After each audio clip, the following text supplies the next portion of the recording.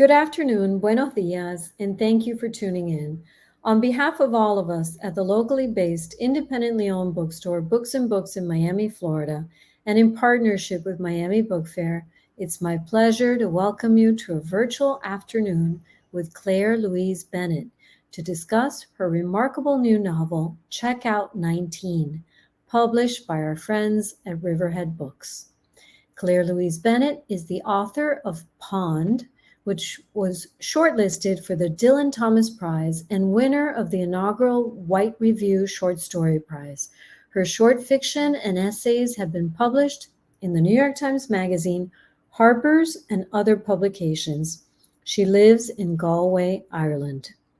To moderate this afternoon's program, we're joined by Vaye Watkins, the author of the novels I Love You, But I've Chosen Darkness and Gold Famed Citrus, and the short story collection Battleborn, winner of the Story Prize, the Dylan Thomas Prize, the New York Public Library's Young Lions Fiction Award, and the Rosenthal Family Foundation from the American Academy of Arts and Letters, among other prizes. A National Book Foundation 5 Under 35 honoree. Watkins is a professor at the University of California, Irvine. Just a quick reminder that throughout this afternoon's broadcast, you can post questions below in the Ask a Question feature at the bottom of the screen. And please order your copy of Checkout 19 from Books and Books below and support indie bookstores.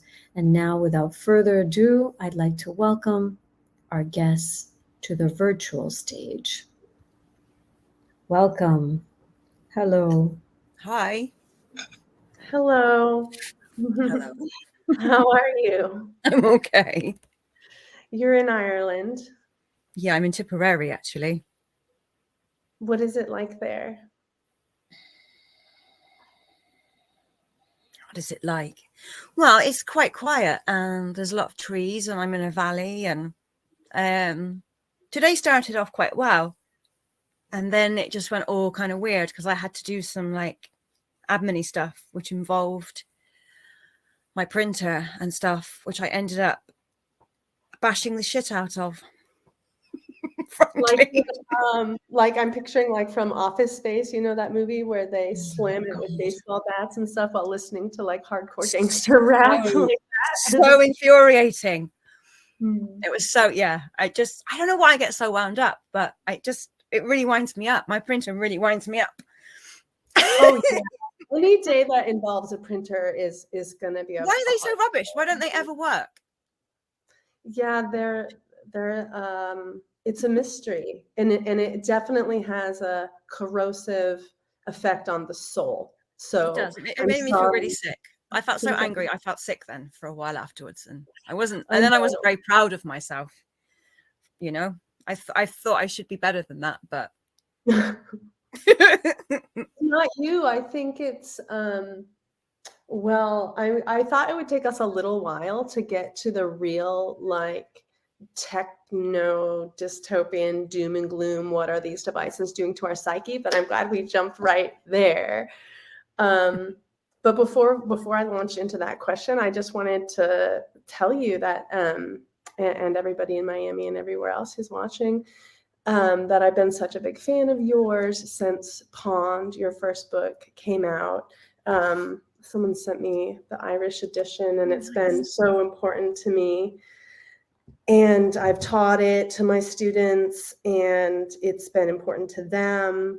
And so, of course, I was so stoked when Checkout 19 was coming, and especially really excited to hear it described as like a continuum of what you started with Pond, because it just seemed so necessary and important for some of these reasons that you're describing, actually, I think, with the printer and other, which is that it's so insistent on being in a psyche and being in an embodied place and a person with a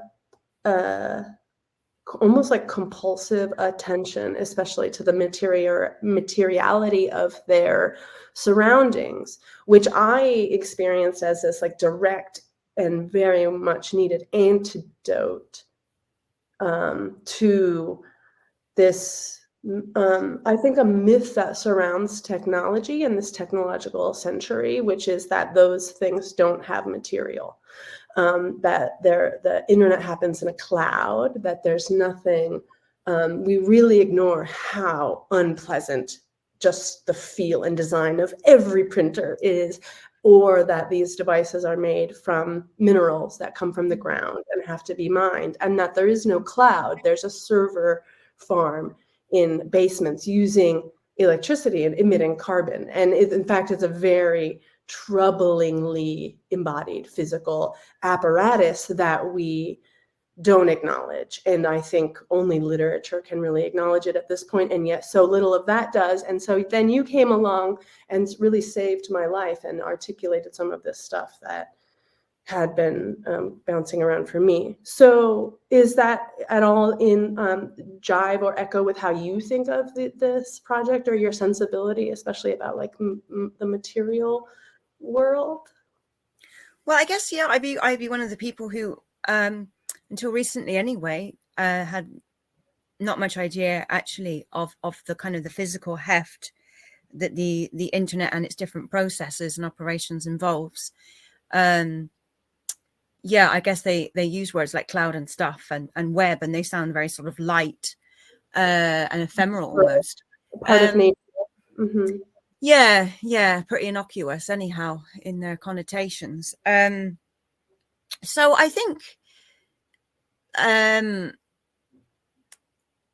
because it's something that the book is reflecting on an earlier time in the narrator's life, which is based upon it to a large degree on my own life. It was a time anyhow before the internet and just the heavy use of PCs and stuff like that. And when if you were reading a book, you read a book. So that's as much to do with time as anything else. But then of course, writing about that from the perspective of now, when so much is going on online, I guess made me conscious of it in not in a nostalgic way, but because that's not necessarily that useful a perspective. But I'm conscious that I think they, as ways of reading, they kind of invite different kinds of ways of engaging. I was reading something just actually very recently in the LRB about how literacy and so on is being the idea of literacy is kind of changing, and what it means to sort of read and how that's assessed and how that's judged. Very much now it seems that texts are approached, as that, texts, and information is extracted from them, and it's about sort of using them in the most economical way towards certain goals. And those goals are things that are realized within the marketplace. And this is how literacy is assessed. And there are more and more, I suppose, platforms, educational platforms that are online. That was something that was nicely shoehorned in, I suppose, during COVID. These were things that were kind of waiting to sort of happen in a way.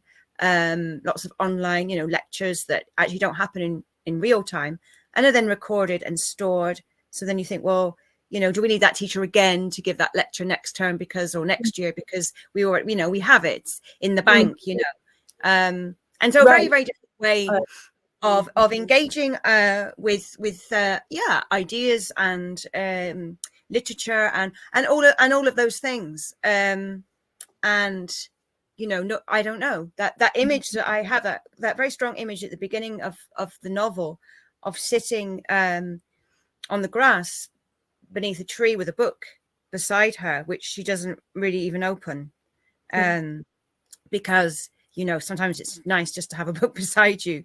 You don't even have to open it.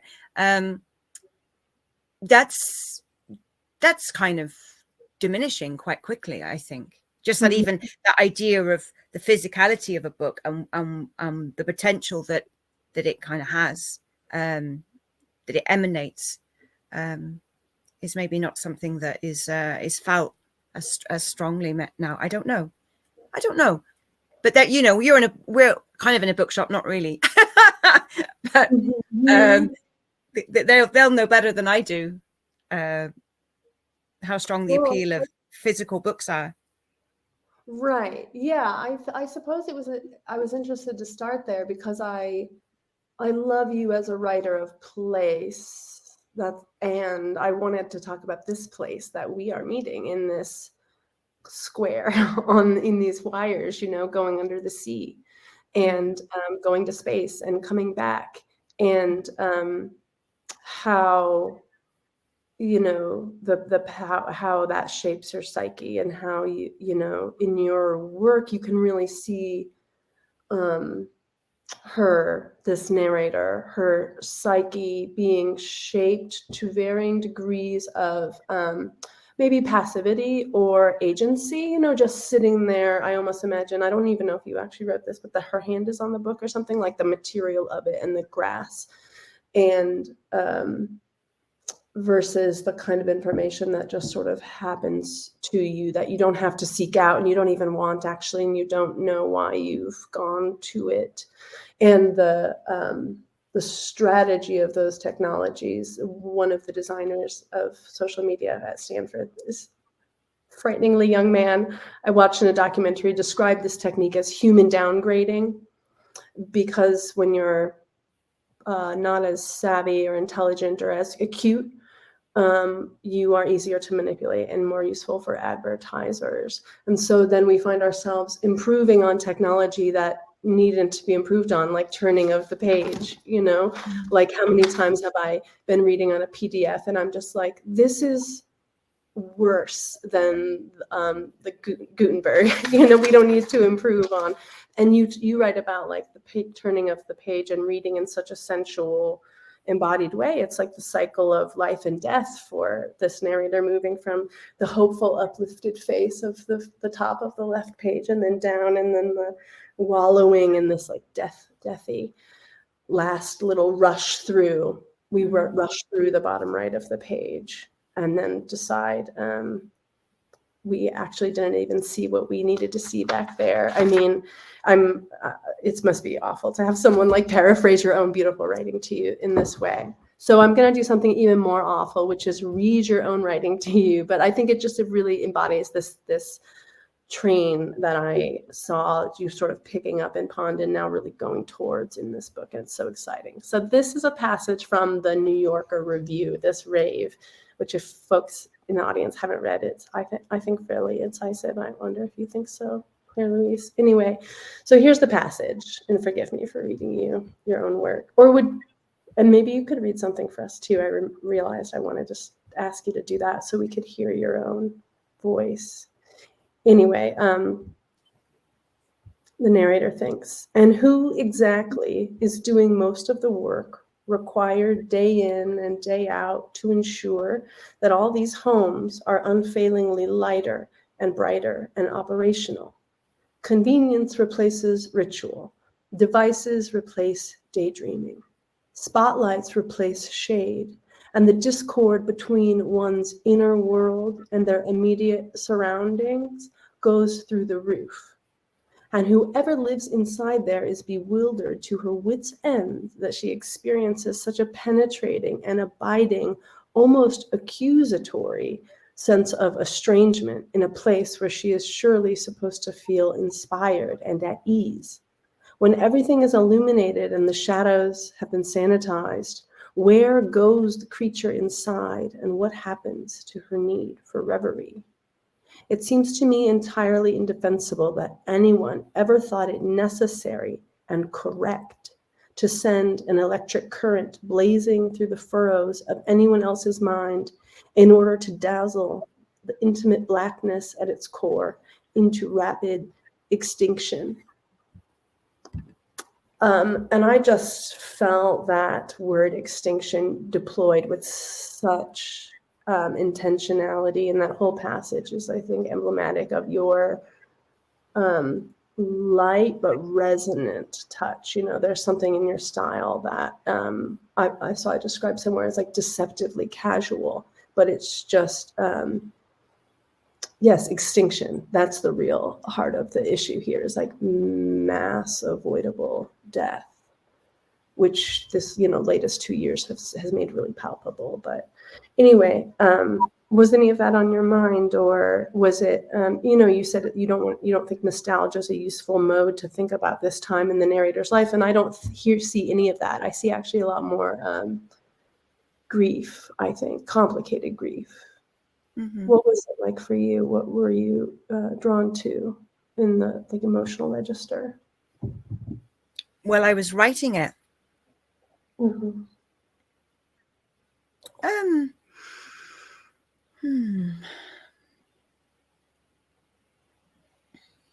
Well, I guess a whole spectrum of different feelings were going on. I mean, I wrote it during lockdown. I was working on something completely different.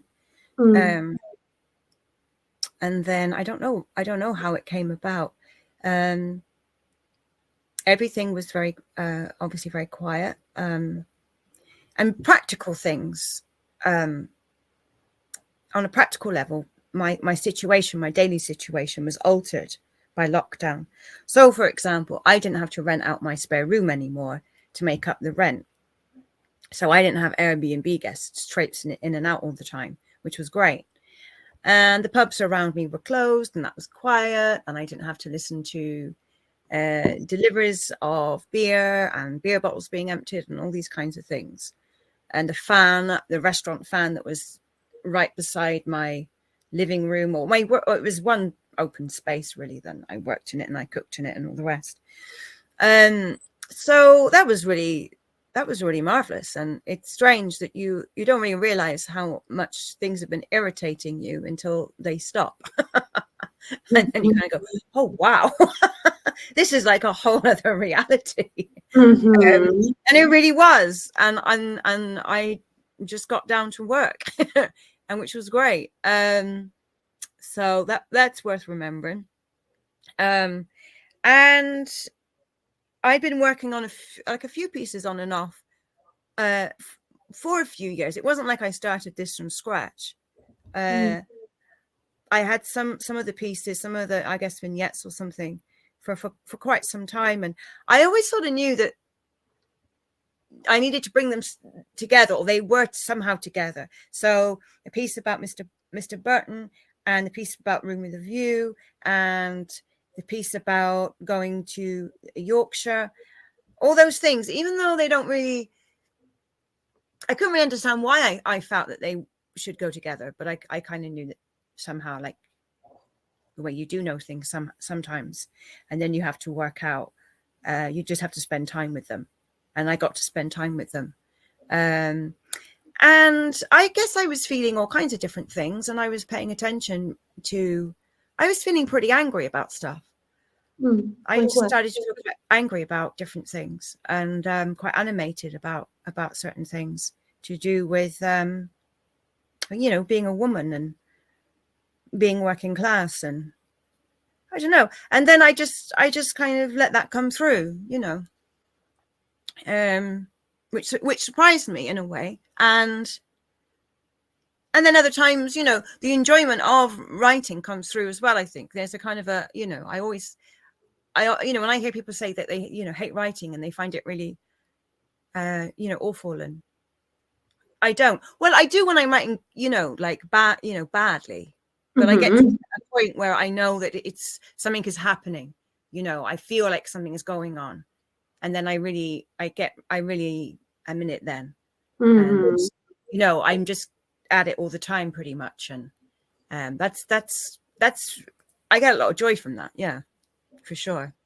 And but it just keeps going, you know, it just keeps kind of, things just keep whirring then, and more things keep happening, and it's just a lot of energy, and there's a lot of a lot of discovery, a lot of surprises, and I mean they don't go in with, you know, too much of an idea. I mean, that would be kind of, you know, boring, and I wouldn't I would feel like I'm just fulfilling an obligation, or, you know, something like that. I don't really write that way. But and then as you go, obviously as I go along, I see things recurring, and I feel certain textures of emotion or certain, you know, so, and then you start to become sort of slightly more purposeful in what I'm doing. Yeah. I mean, you can see that sense of discovery and play, and like Perry, I thought of it almost in the sentences here. They're like, I wonder, when you get it right, do you like feel it, like know it, because there's something like physical that happens in your body that you're like, oh yeah, it's that kind of, like when you say I'm starting to get a feel for it, how literal do you mean that feel, like texture and sensual? Because I have a feeling like you're really writing almost like by braille, you know, you're feeling, it seems so intuitive, and then that's how the process itself of thinking and reading and being super attentive becomes the subject of both of your books, I would say. Anyway, I just think it's so apparent that you discover this as you are coming into it. But how do you know when to let it ossify, or how do you know when you've got, oh, I've got these two pieces right next to each other and that feels good? What sort of, what's your compass needle like?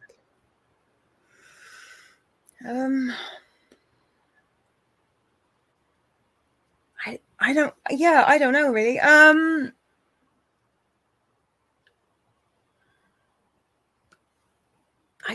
don't know. I can't really answer that. That makes sense to me. If I just be making something up.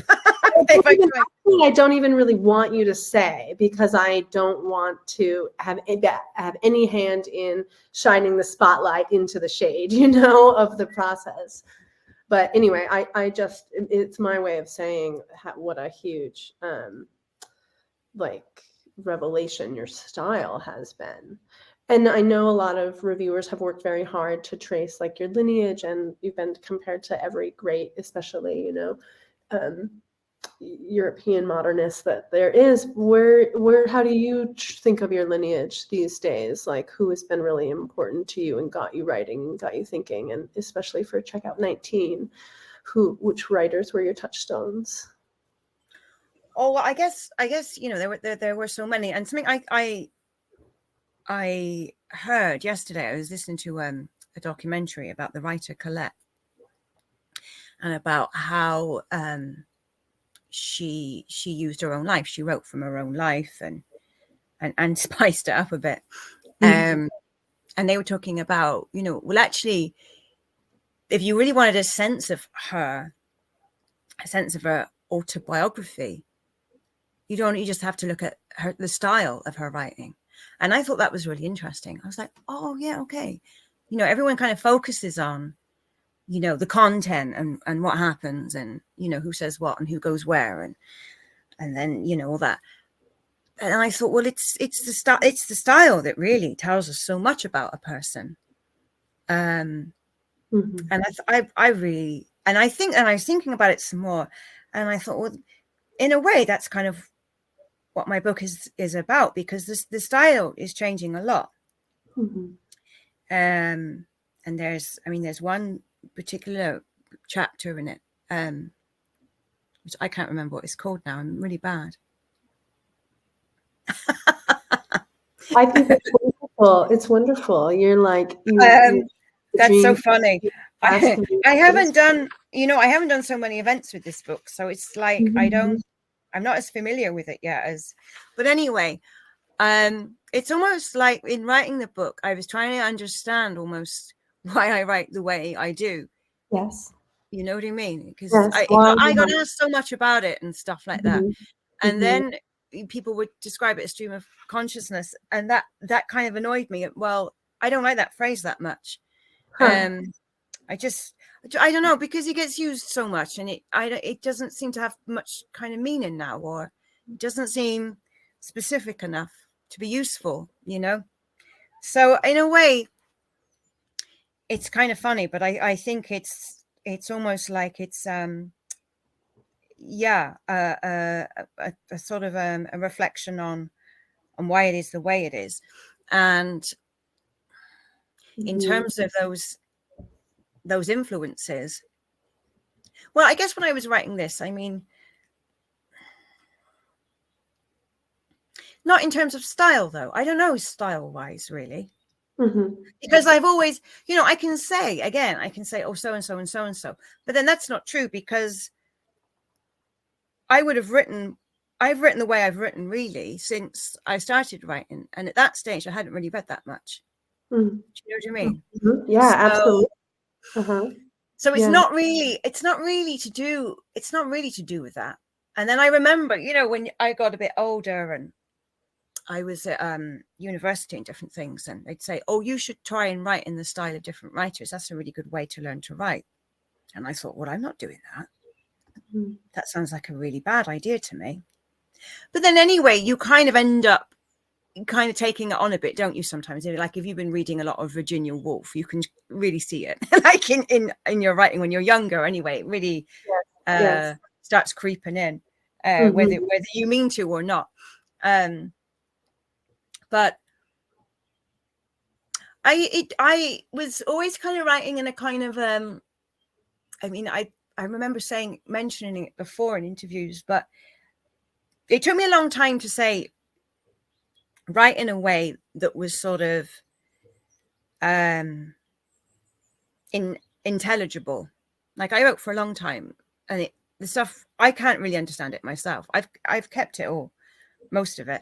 Some of it not from very, very long ago, but some of it's really old, and I read it and I just think, I don't even know what that is. That's just peculiar. I don't know what was going on with but my relationship then to words wasn't to do with necessarily making meaning in the way that we usually use words to make meaning. I mean, and I'm kind of interested in that,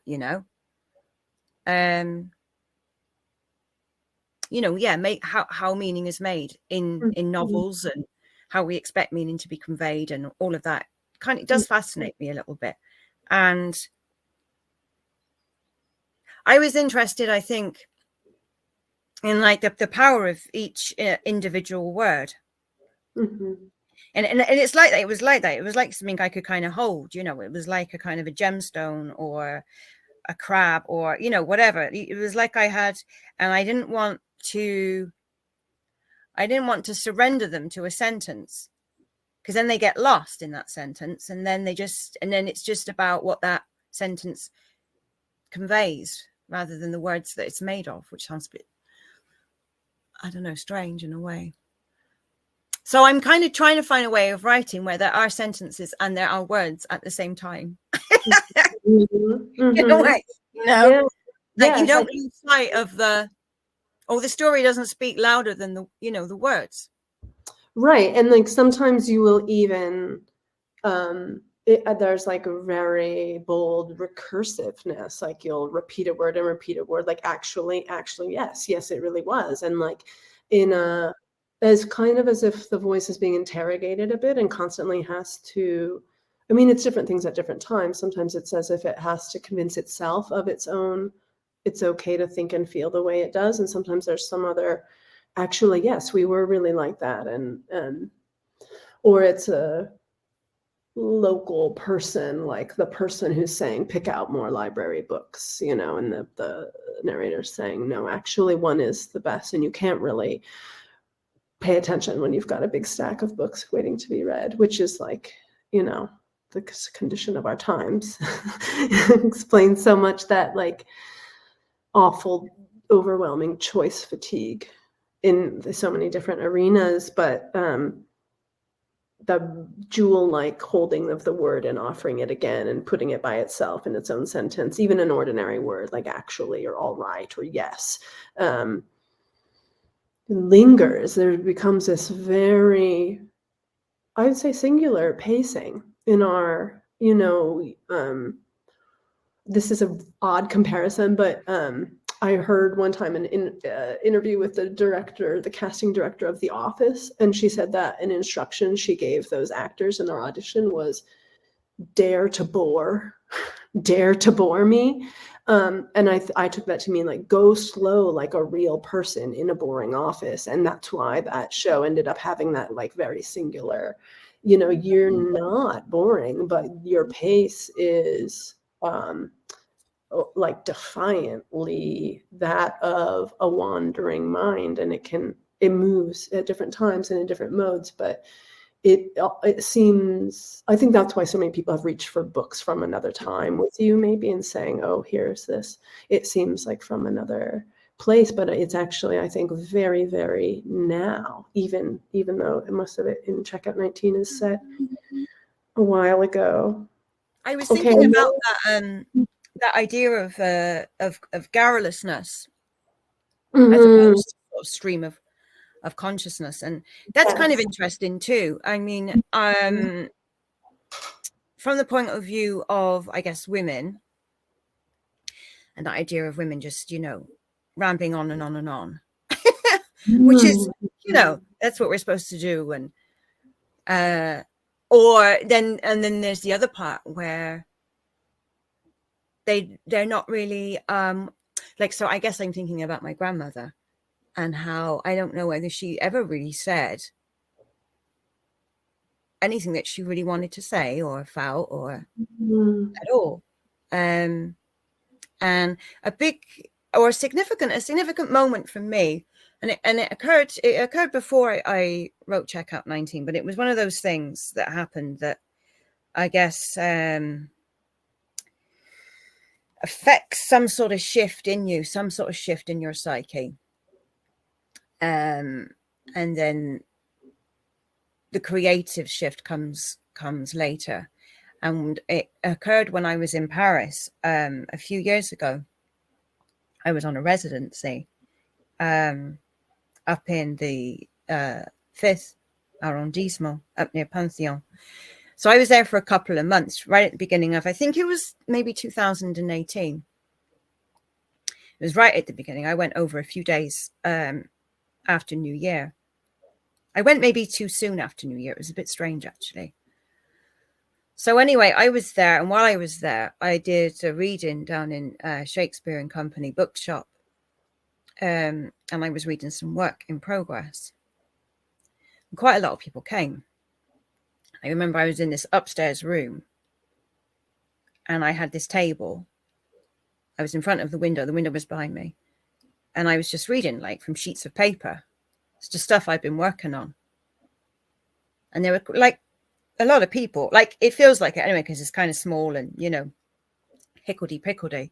So there were kind of people peeping around shelves and stuff. And then we all had dinner afterwards and, amazing, really. Then I got back up. I walked up the hill then from there up to Pantheon. And I saw that I'd missed a call from my mum. And I thought, well, I know what that means. That means my grandmother's died. So I got back into my digs and I had a little cigarette, like a little roll up out the window. And it was kind of late by this time. And I think I just texted her or something. And anyway, I didn't speak to her until the morning. She kind of confirmed it. She said, yeah, she died. She died last night. So I went over to the Jardin de Luxembourg then. And there'd been quite a lot of snow. And it was strange for Paris because snow doesn't usually settle, so I'm told. So there was all this snow and it settled and it was quite thick. And it was really bright. The light was amazing. And I dusted off a bench and I sat down on it. I had a really nice coat on that a friend had given me a few years ago. It's got nice square pockets. So I had my hands in my pockets. And I was sitting on this bench. And I was thinking about my grandmother. And I said to my mum, I don't think I'm going to come over to the funeral. And she said, no, that's all right. We're not really like sticklers for that in my family for some reason. She said, no, just stay where you are. It's okay. So I had I guess my moment where I was thinking, well, I had many moments where I was thinking about my grandmother. But one of the things I thought was, it's just crazy me being here. And it's crazy that on the night she died, I was sitting in this really famous bookshop in Paris, reading like whatever crap had been going on in my head for the last couple of months. That's just bonkers. Like she didn't even leave the country. She barely left the county. She barely left Wiltshire. And I thought, wow, like in a couple of generations, and not easily. It's not like the shift has been easy or representative of a wider, broader shift, actually. But it felt significant. It felt really. I felt it. I felt the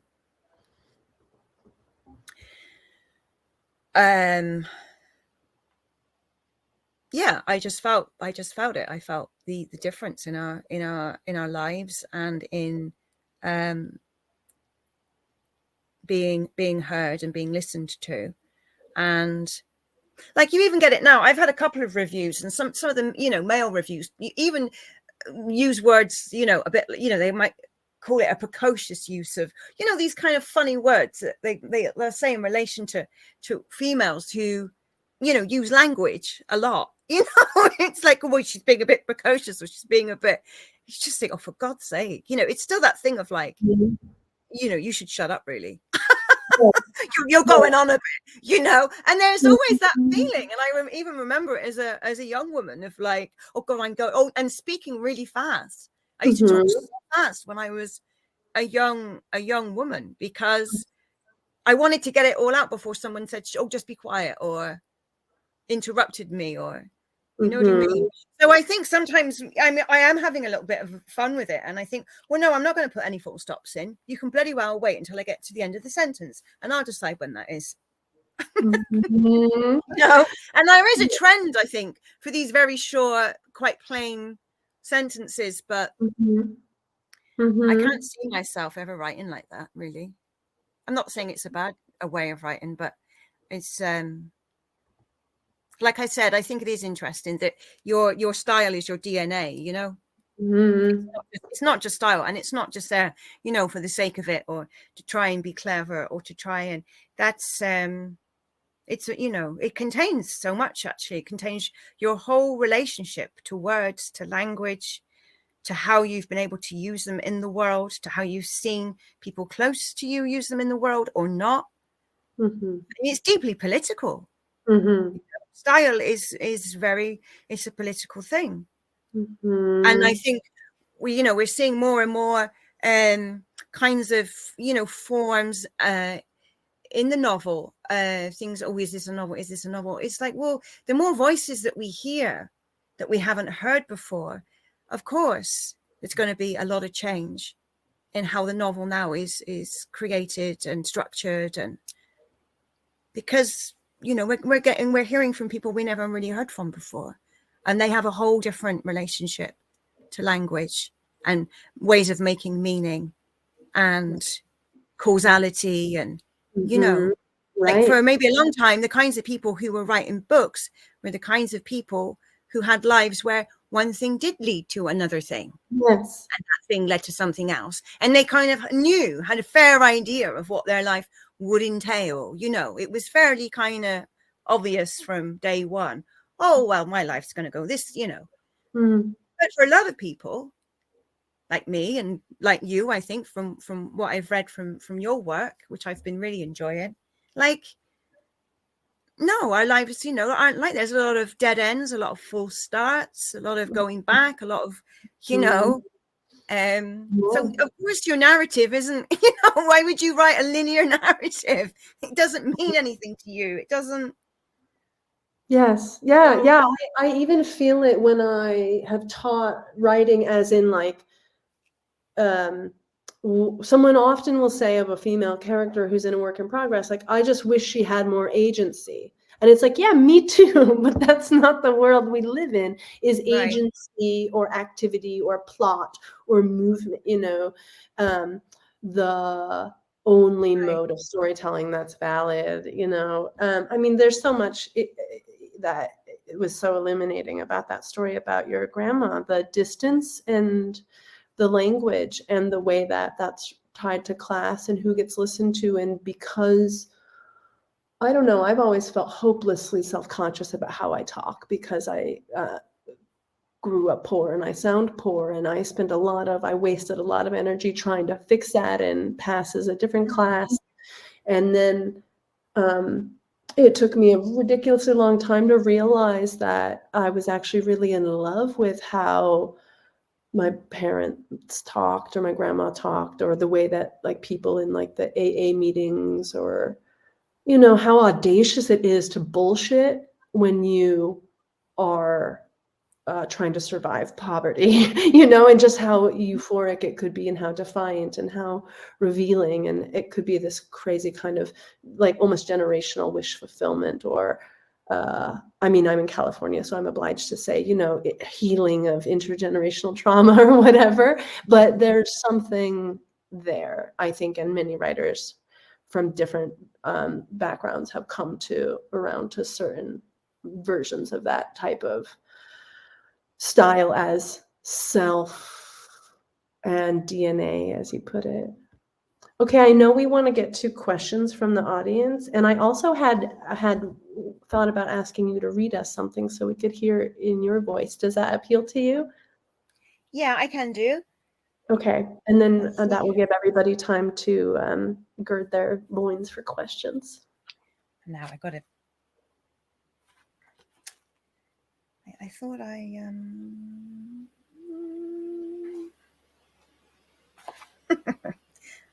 thought I did I not? No. Okay, I got it somewhere. I think it's over here.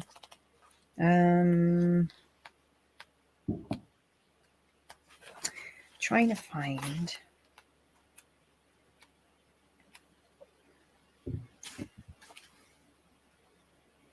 Oh yeah, here we go.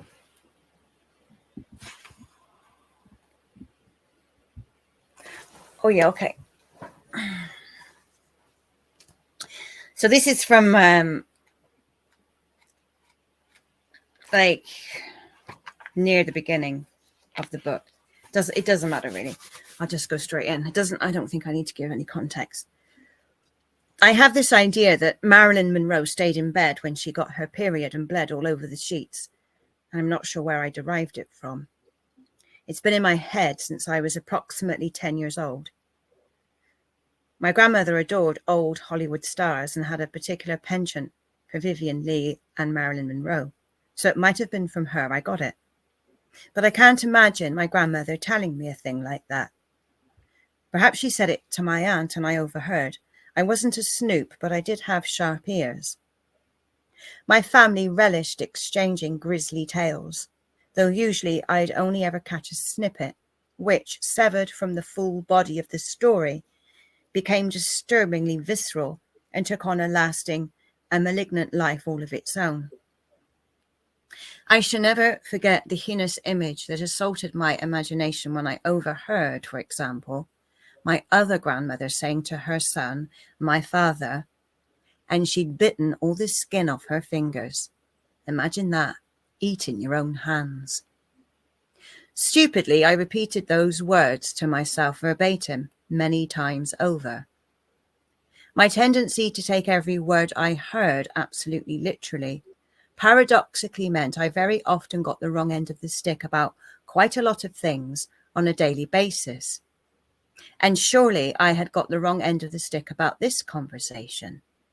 Surely the girl, whoever she was, hadn't really eaten her own hands. It occurred to me that I probably hadn't understood what my grandmother had said correctly, that her words meant something else, something entirely innocuous. However, instead of just brushing them off, it came to me that perhaps if I only repeated the awful phrase enough, the real innocuous meaning that it obviously contained would eventually surface in all of its forgettable ordinariness, and the gory apparition of the girl greedily gobbling up her hands, and all the blood crawling down her arms and dripping thickly from her elbows would go away at once. That's not what happened.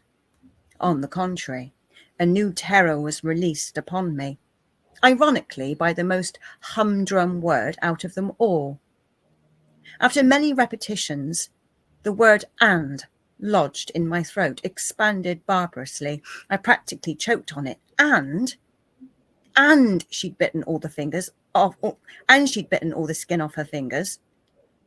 So in fact, there was another thing she did before chewing off her hands, possibly something much worse. Would my grandmother say the worst thing first? Probably she would.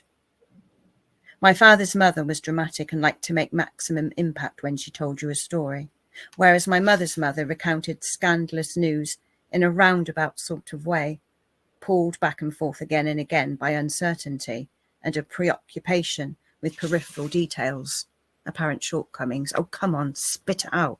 Which often, nonetheless, conspired to plant a strange and robust seed. What exactly had the girl done before she chewed off the skin on her fingers? On this occasion, my imagination was uncommonly considerate of my faint-hearted disposition, so that instead of conjuring up the absolute worst, it very quickly installed a relatively tame image of the girl tearing out her blonde and lank hair, thus preventing anything truly horrific from emerging that would scare the living daylights out of me. Tearing out her hair seemed to make sense anyway. She'd torn out her hair in great big lumps and she'd bitten all the skin off her fingers. Imagine that, eating your own hands. Yes, that made sense. Clearly, it was the eating of the hands that my grandmother wanted to leave my father with. So, in all likelihood, the prior diabolical action very probably wasn't anything worse than that. And in fact, now that the hand-eating was prefixed by another grim act of self-mutilation, it wasn't nearly as frightening anymore. In fact, it made me laugh.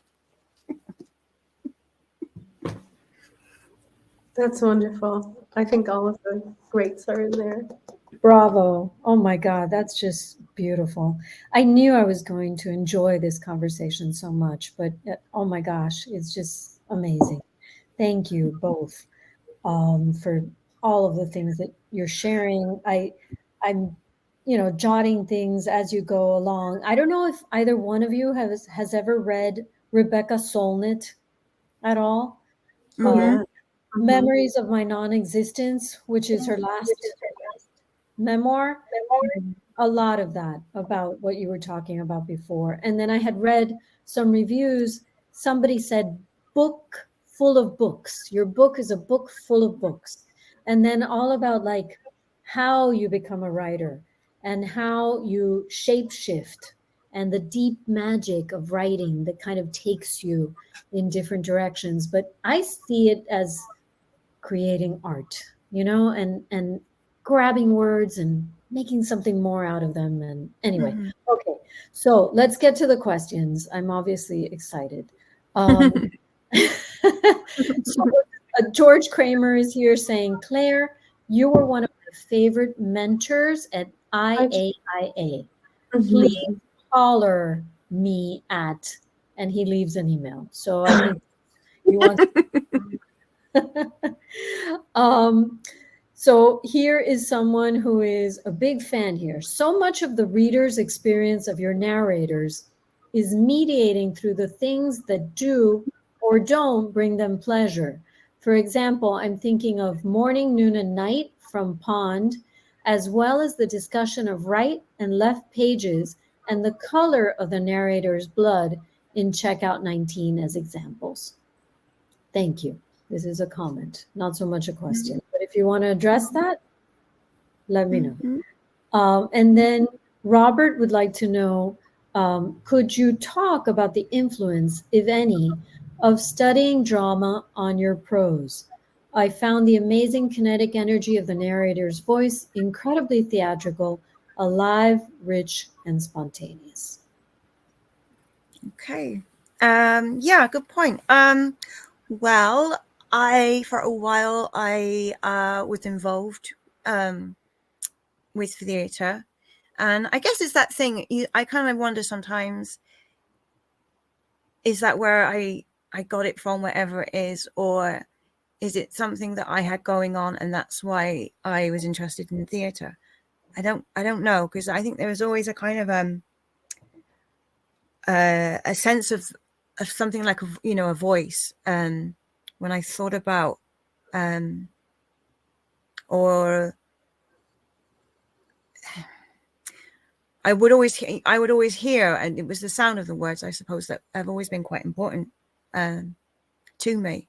And when I studied theatre, I studied it for a while, but I got frustrated with it in a way because of the way it tries to represent the South in in quite a strongly psychological sort of way. And I'm just not really strongly drawn to that way of thinking about a human being that much. As somebody just commented previously, I guess I think about self in terms of our interactions with things in our immediate environment more. And that's to do, I think, maybe with I can't help but think of psychology as being a bit like Catholicism. I'm probably getting all this wrong, but in a way it's like they both are saying there's something wrong with you, and it was there from the start, and you can't really, it's not really your fault, but at the same time you're really going to pay if you don't spend loads of time just trying to undo it all, either through going to church or therapy, or I just think it's such a damning kind of way of thinking about ourselves, our souls, that there's a flaw there already, but I guess there's a truth in it too, and I've maybe just been avoiding it by thinking about the pleasures of turning pages, or maybe I'm just avoiding I don't know, but to go back to the, it's very strange when you don't really see anyone, I don't know, it's quite odd, isn't it? You're just talking away. And anyway, yeah, I mean, I guess an affinity I would feel in terms of theatre and theatre makers and would be Beckett. I'm going to go and see. He's the only theatre now for years that I go and see. I find it hard going looking at anything else on the stage, to be honest. It's too much drama. That sounds ridiculous, but it's just too much drama or not enough existence or something. I just want to see, people existing. I don't want to see drama. So that's Is it, this kind of goes back to a question that somebody else just posted, I think, about pleasure and desire in your work. Is it the problematized, in my very young studies of drama, it's all about the problem, and then the rising action is created by the character doing something interesting to get around the problem, right? And it goes back to what we're saying, like, well, that may be your life if you are allowed to have agency by the law system that you live in, say, right? But for you, is pleasure or desire sort of instead of a problem, like a traditional, whatever that even means, way of approaching plot is like, let's go towards what the sensation is, and that creates this, instead of like going out and having this Aristotelian rising action shape, you're like going in and it down into complex, interesting feelings, pleasure, desire. Is it related to the problem? Is that the problem with everyone except for Beckett, that it's too focused on these structural, overly externalized problems? I don't know. I'd have to think about that. I don't know. I mean, I think there is there's obviously an intellectual dimension to the way I write. I don't, it's not all to do with, what feels good or what I'm attracted to, or, there is obviously an engagement on a more cerebral level, at the same time.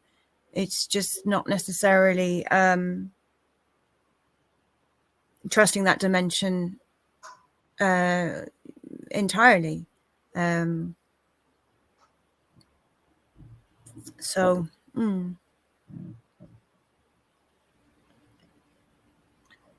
Did you always write did you write it since you were a child, from childhood? Like you always wrote? Yeah. Okay, there was a question here as well, which kind of brings us back to this non-linear versus linear. At the beginning, someone wanted you to give us a description of the book. And it's a hard thing to do, right? Because it's not linear. So I don't know. Well, I kind of thought it was. I kind of thought it was actually, Okay, and I said it to I said it to a friend's mother not long after it. No, it hadn't come out, but she'd read it, and I said, "Oh, I've written quite a sort of kind of a conventional novel in a way, I'm really surprised." And she looked at me and she hooted with laughter, and she's like, "Claire-Louise, honey, you haven't written. Like, what gives you the idea that it's a conventional novel?" I said, "Well, it's quite chronological." She's like, "Not really." "Don't worry, you're all right." So in terms of describing it, I mean, it's about I guess a working class girl, and she discovers that she loves reading, and she discovers that she loves writing, and she has an aptitude for it. And I guess in a way, because I mean it is useful to give people some sense of it, I guess. There is then this discrepancy between what she has inside of her and what's going on all around her. And she has to manage that somehow. She lives in a very working class world. It's very practical. You need to make a living. She's getting closer and closer to that age, that awful age where, your kind of your parents send you out into the world and you have to start fending for yourself. And it's really quite scary.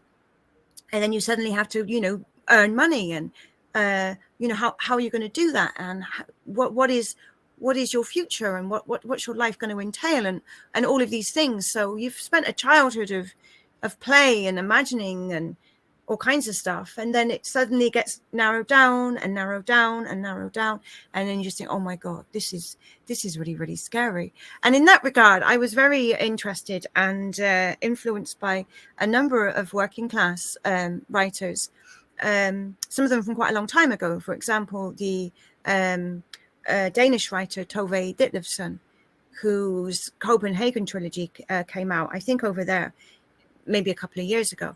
Amazing book. She was born in Vesterbro, in a working class area in Copenhagen, I think in about 1907, something like that. And she describes very, very well this feeling of having this gift, this promise, this thing, and no one's got any time for it, because they can't really encourage it, because how are you really going to support yourself doing that, So they care for her. They want her to do all right. They want her to be able to survive and live. So they can't say, oh yeah, great, you keep going. So where do you get the idea from, really, of being a writer? People say, oh, did you always know you were going to be a writer? Well, no, not really, because where would I get that idea from? It's completely ridiculous. It's not practical. How would I have done that? I had to leave the country in a way. I had to leave England in a way for it to become even a sane thing to even begin to imagine for myself. In England, it was completely impossible for me to have that intention or idea. So it's quite, for all it's about books and all the rest of it. There's a strong element about class in it, and what is available to you in terms of life choices. And another, just to say on those women, Annie Ernaux is another writer who was very strong for me in kind of guiding me a bit through all of this and my thoughts on all of this. And she's still alive. She's about 80 now, and she writes wonderfully about this. And she grew up in a very kind of ordinary situation in Rouen. Her parents ran a cafe, a pisserie, very ordinary people. And she feels that she is a class defector because she has been successful as a writer. And there's always that feeling of guilt, to a degree, that somehow she has betrayed her beginnings. And that is another element that comes in, because in a way, if you do nurture this thing, and if you do keep it kind of going on, and it's precious to you, it's like you're having to almost lie in a way, because when you do go back and you see your parents again, you kind of play it down a little bit. It's not like you necessarily play dumb, though. In Tove Detlefsen's memoir, she says that that's something she did exactly at school, and the children kind of call her out on it because they know that something's going on. And so there's this sense of duality, that you're not really being yourself with other people, because you don't want them saying, oh, you know, who do you think you are? Or, you know, where did you get that from? Or you think you're better than us? Or this kind. So there's a lot of complexity in it. And I think that's why maybe this character in my book over-identifies with characters in other books, because she can't really find any affinity in the reality around her. So this can be really encouraging. This can be, you know, it's wonderful. But on the other hand, it does create difficulties for her as well, because it gives her ideas that have no parallel in reality. So there are occasions in the book where she comes unstuck, because she's on a different page to everybody else, quite literally, you know. So that's kind of what it's about. That's beautiful. That describes it beautifully. Thank you. You're welcome. You're welcome. Okay, well, we have come to the end of our hour. I think you've answered all of the questions that we do have, and I just want to thank you both for this conversation. We love both of your works. We love your work at Books and Books, and we're delighted to have you with us today. Thank you for supporting independent bookstores, and thank you to everyone that's watching. Thank you to Riverhead Books as well for continuing to publish these wonderful books. And I hope maybe we'll get to see you in Miami sometime.